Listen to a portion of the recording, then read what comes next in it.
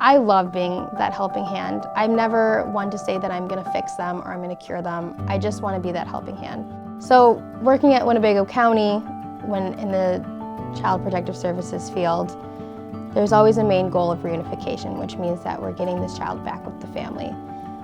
But there's so many obstacles that these families face, such as poverty, alcohol and drug abuse, mental health concerns.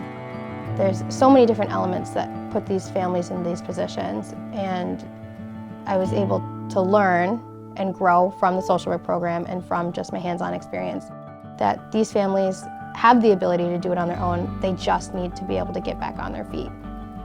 So I think that was a great feeling coming into this, knowing that these families can do it. These families can do whatever they put their minds to. They're just in that rough spot, and they just need some help getting back up.